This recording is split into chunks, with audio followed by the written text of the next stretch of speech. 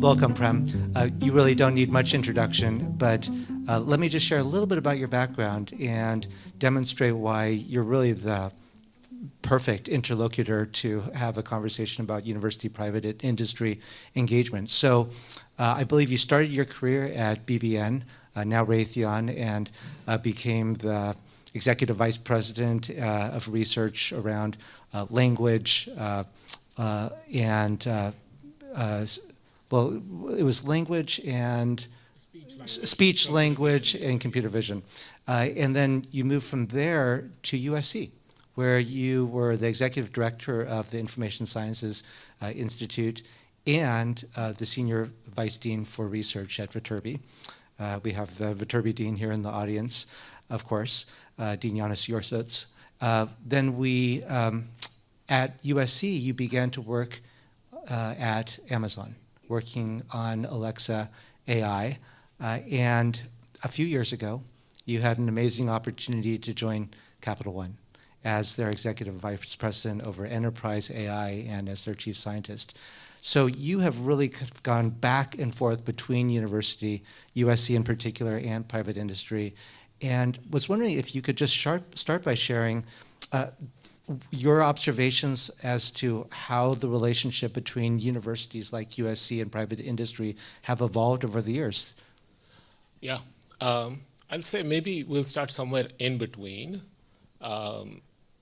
maybe in the late 90s. I mean, there's a long history here, especially with USC, with the aerospace industry and all of that, but that's maybe in the 60s, 70s, and so on. But I think there are two or three factors that have brought industry, some elements of industry and academia together over time, and that has broadened.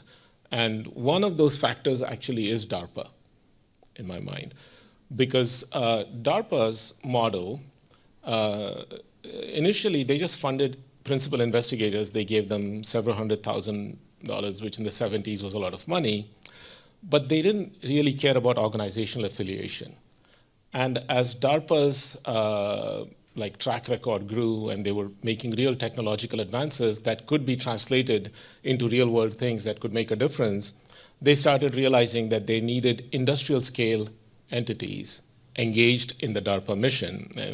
Space itself was the start of it, et cetera, but in many of the other areas.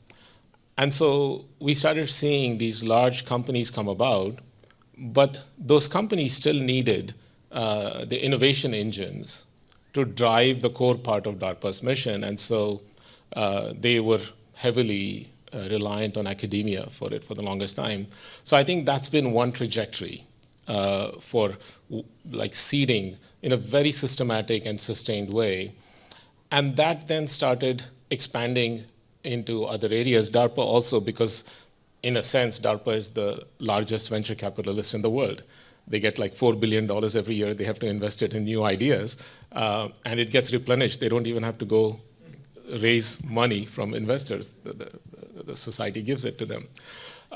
So it's actually a massive venture capitalist thing. It's also created its own ecosystem of companies that kind of were born at the intersection of what was classical industry and academia. So a lot of shops came out of it, et cetera, et cetera. And so that's been one trend. The other is, I think, we saw with the startup ecosystem, a lot of faculty members, and especially graduate students, starting to do startups. And so the industries of the future, sometime I would say starting late 80s, but really starting in the mid to late 90s, most of today's companies were literally born on university campuses. So they're very rooted in academia. So when we look back at these 30 years, there are at least those two very strong forces that have created this connection. And then as some of them started growing up, people started finding systematic values. There are now venture capital firms that specialize in finding faculty members with good advances and engaging with them and that's their whole business model. In fact, now most top universities have a venture capital fund that will call themselves the MIT Alumni Fund or this and that, and they're doing it. So that has happened. With the advent of AI, we saw, I'll say these are the first two exponentials. I have to use the word exponential because Giannis loves it, right? So, he's the one who first taught me to hug the exponential, and if you want to know what that is, please ask him, right?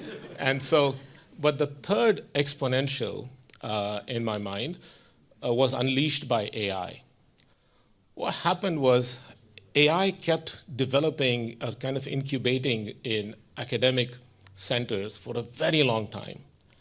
And in dribs and drabs, it made its way to industry, and there was a lot of difference it made in the form of machine learning models, automating this, automating that, or scaling up this decision-making, that decision-making.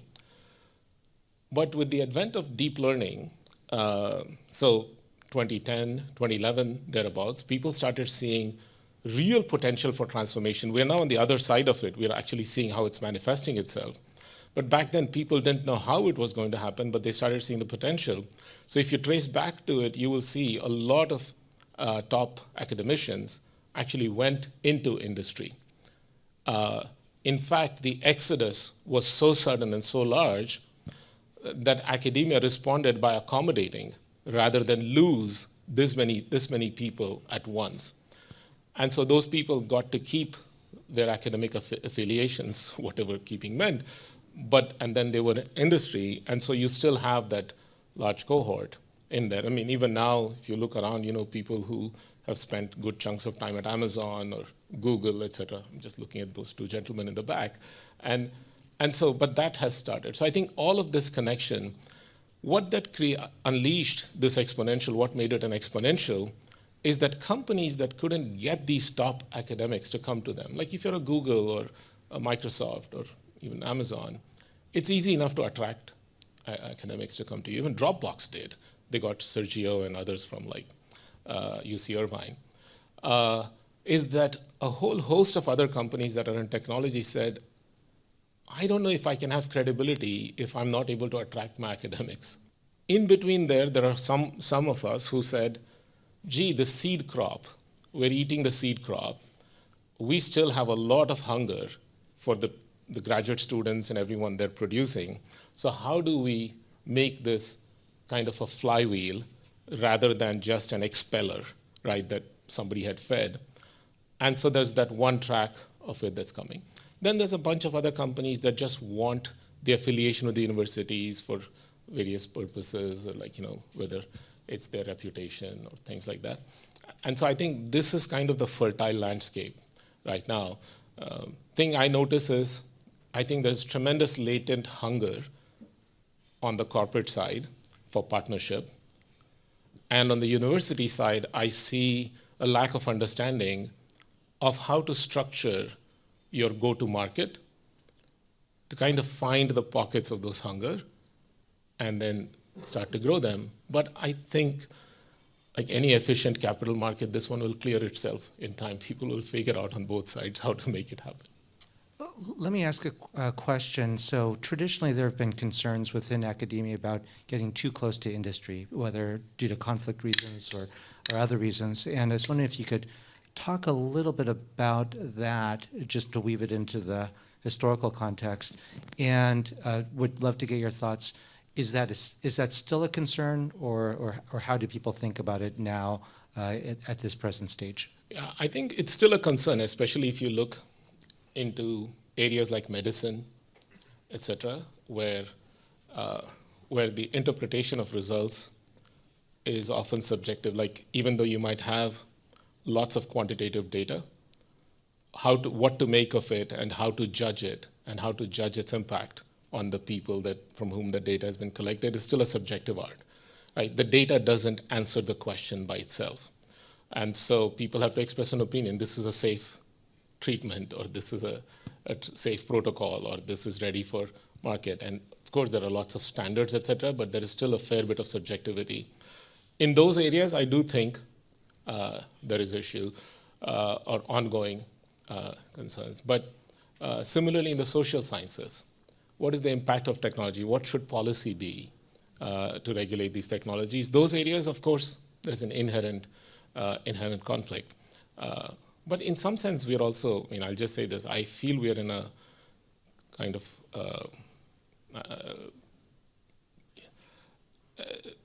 we have a different sense of how to deal with ethics now in society. But I'll just say conflict, those areas of conflict.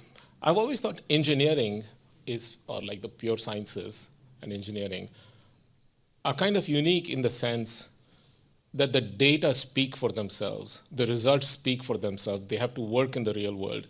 You can't say this car is going at 60 miles per hour unless you can measure it's going at 60 miles per hour. You can't say this car is self-driving itself if there is still a driver sitting behind the steering wheel and touching it every now and then. So the level of objectivity with which you can call outcomes is very high. And these outcomes are like objectively verifiable. And so I think there's yes, you could consider, and so if you look at it, I think people who are rooted in these other places where the conflict is inherent will approach it from the perspective that, my God, if you're getting so much industry money in these schools, you must be compromised in some way. But the nature of engineering and hard sciences is such that I don't think conflicts stand. And you can see where it intersects with policy, it becomes hard, like climate. Right? Moment you can't measure, if the outcomes are not like immediate or within months, if the outcomes are over decades and they're out there, then there is the possibility to have controversy, and then, yeah. You mentioned earlier, Prem, that there's a lot of latent desire for deeper, more long-term relationships between university and industry, and that we may be only in the early innings still as to how this relationship can continue to evolve and be productive for society. What does that future potentially look like? And although you mentioned that market dynamics will get us there one way or another, what do you think the opportunities are for universities and university leadership to accelerate their own opportunities to take advantage of that? So, I think the startup ecosystem provides a valuable insight here. If you look at many of these startups that are growing at rapid scale now or in the last 20 years, they'll all start with a hypothesis. They'll find some product market fit with what they're doing, et cetera. But they're actually not able to scale just with that. Once in a while you do. You're a Dropbox and the solution is just online and it happens. But with a lot of things, especially with this new wave of AI, what you will see is that these startups will say, hey, my technology is so hard and there is so much you need to know in how to match it to your business problem. I don't know your business problem. You know your business problem, but you don't know my technology either. And it's not expressible in a way that's easy for you to self-serve. So I'm going to put out these things that I'll call forward deployed engineers. But what happens is those folks go sit in that company for 6 months, 8 months. They work in it. Through it, they understand the inside processes of the company, and then they start solving for it. So I think one of the ways in which this market can clear itself is if universities can create opportunities where the match between faculty and industry is not opportunistic and driven just by the company, but universities start programs where there could be rotation opportunities, structured, that allow faculty to go in. And oftentimes what I notice when I speak with some faculty is, you've been there for 20 years, you kind of are fatigued. It's also true that when you've been in industry for 20 years, you're also fatigued in a slightly different way. And so I do think there's like that opportunity bidirectionally. But really, the challenge is the expertise in the universities is resident in individuals who are not naturally connected in an organized. Academia is not a team game, right? It's the Wild West. It's the individual faculty who's creating their own brand, and they're going out there and establishing their brand and like developing their own reputation. Companies are entirely team games. The company wins or you all lose. There is no way for an individual to win. So there is that impedance mismatch in a way. And so I'd say like that, universities that can solve that impedance mismatch, and we can talk about it later, but I think solving that impedance mismatch will make universities kind of part of the deal flow. Right now, the deal flow is just between companies and faculty members for the most part, because universities are not putting themselves out there in a way to enable it. You mentioned the rotational opportunities for faculty in particular. What about for students? Yeah, for students, I mean, this gets to be a slightly more or less controversial, whichever you think about it, because the notion of a cooperative program is not a new one. But I do think right now in an environment where, by the way, that recording is throwing me off my thing. I'm finding it distracting. So just, you know. So for undergraduate students, especially in engineering, especially in computer science and AI, etc., what's happening is the pace of advances is so fast. I don't know if you know this, like some of the startups right now have actually created their own programs that like resemble undergrad programs, right? Like come join us as an intern, spend a year with us and we will train you. Now, there will be a bunch of people who take that on, okay? So that tells you that there is a marketplace for it. But there's massive numbers of students who want it, but who are anchored to the traditional type of education, who feel like if I go out there on a limb, I lose out. But universities that are able to blend those two opportunities for their students are going to make their students the winners 20 years from now, right? And so I think, you know, the university that is going to win 20 years from now, which means their students have won 20 years from now, needs to think about what that destination looks like and work back from there. To me, it looks like just like on the research side, you know, earlier this week, we had the first annual Capital One AI Symposium in McLean, Virginia. Gaurav was there, a couple of other faculty members were there and presented. But in writing about it online, I talked about how we kind of view this. The first day was structured as academic summit. The second day was structured as the Frontier Forum. So the first day was really academics and academic thought leaders talking about it. The second day was the Frontier Forum, where there was industry and startups in there. But the way we viewed it and the way it worked out also is that we did not see this as two sides of a coin, but we see this as a continuous loop of collaboration, from how science goes into production and how production requirements inform the new science problems to be solved, and that's the conversation we're starting.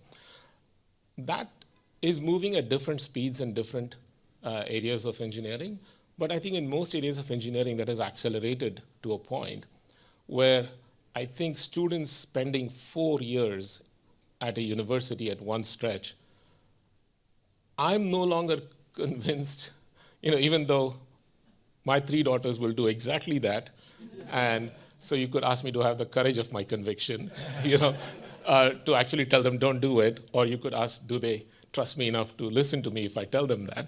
But that aside, I do wonder whether we, you know, people in the academic profession, are we you know, anything that hasn't changed for 60 or 70 years as a product, when the world has changed so much, it almost begs the question, really? I mean, our product market fit is like humans and oxygen? Like this is enduring and never going to go away? It can't be, because it's not biological, it's not organic, so the product market fit cannot be that enduring. And what can we do? And of course, there are other things that people learn in a university other than specific skills, right? A lot of socialization. The networking, yeah. Let me ask you this. So having had the benefit now of time in academia, time in the private sector, in fact, you're still a research professor at USC, I should have noted. Thanks to. Yeah. We'll see what he decides after this panel. Yeah. So the question I had was, it sounds like there are a lot of opportunities for universities to lean into these future opportunities. Is industry ready for that? Are they primed at this point to explore new models that are not just individual faculty based, but are longer term and more institutional? I think so. I mean, there's just so many examples. I'll take USC, for example, right? I think when I joined, the big talk used to be about the Chevron center and how it had been established many years ago, etc. Then when I went to Amazon, about I think less than a year and a half, created this program called the Amazon University Hubs program. First one was Columbia, second one was USC. Now it's got like a dozen or more, right? The explicit design behind those was that we wanted to scale beyond faculty to the full talent that is resident at a university, which includes the students, etc. Faculty are still center. I mean, there is no university really without the faculty, but there's also no university without the students. And so we wanted to tap into both of those. And so we created that. As part of it, we also said, but the university needs certain kinds of things to sustain itself. And so we wrote into that program resources that would be discretionary a little bit at the, whether it's with the dean or the right sources. I see somewhat similar steps happening with, other tech companies that have started these centers, etc. As I said, the latent hunger in a lot of companies is we are getting into a world which is so tech-driven, almost like there are companies that are tech companies and there are companies that are going to be tech companies. I think that's the only dichotomy I see. Almost every business has become a tech business. You either know you're in a tech business or you don't, and the ones that discover it become enduring companies. This is why I feel like Capital One is the first fintech. In a way, if you go back to the history of Capital One and Rich's focus on data and analytics from it, that completely transformed the industry we're in. So I think there's a lot of hunger across companies to start connecting with universities, getting new thoughts. There is an issue there. They don't know how to convince themselves about the return on investment, how to think about what is the return they should worry about. How should they engage? And so there is something to be done in terms of a go-to-market plan, if you want to call it that, that says, how do I scale this up, right? I think oftentimes universities are set up with saying, I put so much effort into development that if it doesn't result in something that's several $100,000 per year for many years, like $1 million, the payoff is not there. So I think you have to reinvent yourself and say, what is the model in which I can see in 5 years this could become a multi-million-dollar initiative, but it's going to start with a 50 to 100K engagement. But we think of it, and so what is the life cycle? So people who can imagine what is the life cycle of that growth, there will be places like us. And why do we have any confidence in this? It's because I can tell them I did it at Amazon. Why did they have any confidence? Because I said I want to do it, and Amazon is underrepresented in this thing, and so we did it. But other places, they may not have, if you have an internal advocate somewhere, that's the best way to start. But if you don't, then you need to figure out what's the way in which I'm going to gain the confidence. Because even the people who are there who want to do it, they don't know how to gain the confidence of whoever it is that might be releasing the money for them, right? And so you can, if you are the recipient of the funding that they're going to release, that's no longer their problem. That is kind of, your problem. And so it's worth investing in how to solve that problem and what are the pathways you can provide. And there's a bunch of things to explore, and I think it'll take a bunch of experimentation, really. The way universities are, whoever cracks it will share the formula, and then other universities will replicate, so you have to be okay with that. But it's okay. That's the mission of universities. One of the things that we've heard is that sometimes these ideas of more intensive institutional relationship don't even get off the ground because an agreement can't be reached with respect to revenue sharing and tech transfer provisions that aren't even relevant at the time, but could become relevant sometime in the future. I was wondering if you could talk about how companies view those challenges and how universities might be able to differentiate themselves. Yeah, I find that the hardest part where universities, the hardest part of that deal is when it's a matter of principles, because universities are built around the notion, or university cultures are built around the notion that the principle is the most enduring thing, right? Anything else you do is a transactional convenience. And so if something conflicts with the principle, then the right thing at a university is considered to walk away. But increasingly, that's not the case. And so I think there are places that have models like Stanford, for example, that takes a very different view with some of these IP issues, and they've had success. I think talking about experiences here, I'd say that there have been times when I've noticed like this thing, I think universities have to ask themselves, do I want 25% of like 2 pies? Or can I be okay with 2% of like 200 pies? Because I really think the scale is that big. Because in having experienced that process both vicariously through people here who wanted to start things, and not just here at other universities as well, and myself having 1 or 2 rounds of interactions with it, it would be very hard to argue that we have that the Office of Entrepreneurship is actually an advocacy office for entrepreneurship.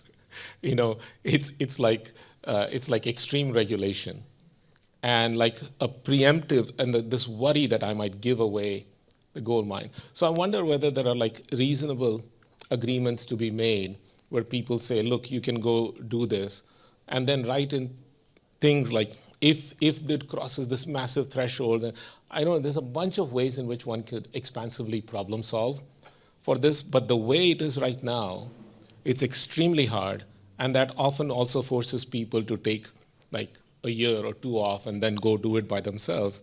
I do see some universities, by the way, like ASU, I saw a bunch of people who really do get partnership from the thing. So there are some people breaking the mold a bit, but I think it has to get traction on that front.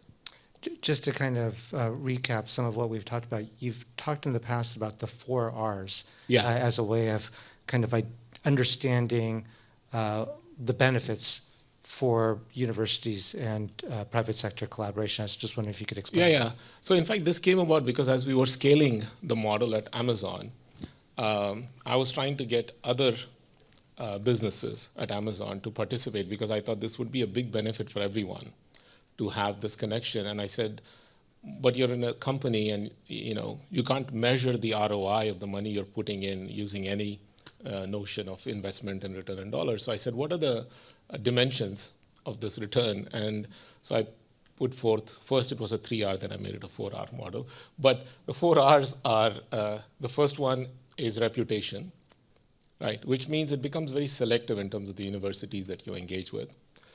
The second is recruitment. Third is retention. And the fourth is research. And I really think research is at the bottom. This gets to that IP issue. I kind of stack ranked it because the possibility of making breakthrough IP is so low, but that's the one that tanks most discussions, right? So in the case of Amazon and with Capital One, the way I structured it is we're going to make it a gift. We have expectations. We'll make a commitment up front that this gift will go on for 5 years, but annually renewable. And then we'll extend it another 5 years beyond it. And the regulating aspect of it is the fact that performance during the year determines the renewal. And so we don't need to write in like performance things or spend time negotiating a statement of work, this and that. That took like a fair bit of time to get everybody aligned around it, right? But I learned from that, and the second time it didn't take quite as much time. And so, but these 4 Rs are also framework, and I don't think every company will care about all the 4 Rs all the time, right? And so if you find this framework useful, then you want to think about, when I'm targeting this person, what is it that they care most about? Sometimes there are companies that are kind of in a tech business, but they're lower down in the supply chain, who just want that affiliation with the university to be able to bring people, their customers, to the university to host meetings at the university. So literally the halo effect of having, like, you have a really, somebody, well endowed standing next to a cheesy product, and then you don't think about the product, and it's this person with bursting muscles, things like that. And so that transference in advertising that happens, but that happens in real life. They want the reputational glow. In those cases, I think the university should price it high enough, because literally what the university gets is just that money. There's no other fertilization of the university's mission that happens. In other cases, it's a much more complete. In our case with Capital One, what I found is all 4 R's are coming to life. We do care about reputation, and we think it's a little bit bidirectional. We really care about recruitment. We're growing. We're hiring applied researchers in AI at tremendous rate. We could consume all the PhD students in AI who come out of here annually, as long as they meet our bar. Not everybody does, but we have the capacity right now. Retention, we have a lot of people we have hired. Everybody's looking to do the next best thing. We want them to stay there because we want them to feel like their resume is becoming more valuable by the day. How does it become? It's when they're learning more. They're doing more and they're learning more. These university engagements give them the sense I'm at the cutting edge. I'm interacting with the top researchers in the world. So when, if they get to do a joint research project with Gaurav or Shri or someone, they're like, okay, that's awesome. I can talk about it with my colleagues outside. The last is research, the actual output of that thing. Once in a while, it's something that's awesome. It's a very long once in a while. Things, so it might be different in drug discovery, et cetera. President Kim, so I don't know how it works there, but yeah. You've mentioned this a number of times, and just in the last comment, that Capital One is in a way just a technology company with financial services that it offers. Was wondering if you could talk more, Prem, about how you see AI accelerating all of the opportunities, but also some of the urgency around what we've been discussing around university private sector partnership. Yeah. If in other words, let's now talk about what if a university doesn't lean in and doesn't make an effort. Is there a real threat of being left behind given what we're seeing from AI? I think, yeah, I mean, even in your question, I hear the echoes of an answer, right? In the sense, I was trying to think about it, but I think, I'll raise the stakes a little bit more. I'll say there are universities that have already been left behind. They just don't know it yet. Because if you've not been thinking about this for a few years and you've not been preparing for this world and you don't have some things, there's just too much competition out there, right? So I think there are universities that are left behind, just like there are all kinds of organizations that are already left behind that don't know it. Like people who are asking themselves, gee, how do I win the AI game? I usually tell them, take 6 years back and ask yourself, was I trying to win the data and analytics game? If you weren't, you're probably bare minimum 6 to 8 years behind. Because if you weren't laying the data and analytics foundations, because AI is an analytic, if you weren't using the analytics of the day, you're not suddenly going to be able to use the most powerful analytic of the day if you never knew how to mobilize the power of data to feed the previous generations of analytics, right? And so there is like a cascading and like a thing here. So I think the same with university. I mean, a thing with USC, I'll say, like, you have a bachelor's in AI already, and then you have these other, even before that, there was the MS. There was this whole, I think USC has been responding to the market in a very nice way, at least based on what I know. There was also the data science program that was joint across different schools here, et cetera. But I think it's time to bring momentum to it. Like, look, most companies now see themselves as AI is the transformational power of, AI is the core transformational power, right? In a university setting, it's hard to take one discipline and say it's because there's just so many disciplines and so much richness and so much to add. But there is still an underlying truth to the fact that certain things are transformative in the years that they're transformative.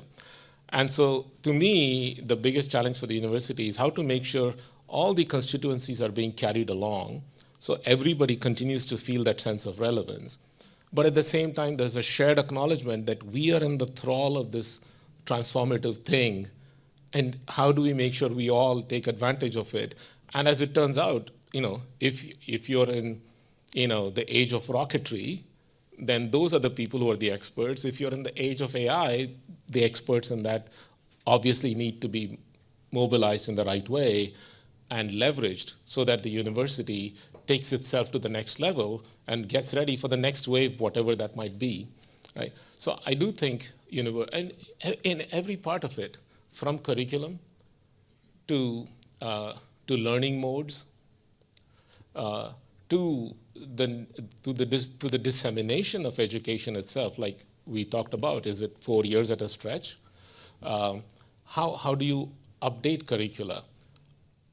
If the science, imagine a science, for whatever reason, that is advancing, making breakthrough advances every 2 or 3 months, but your curriculum committee process takes a year and a half to update the curriculum. How would you stay relevant, right?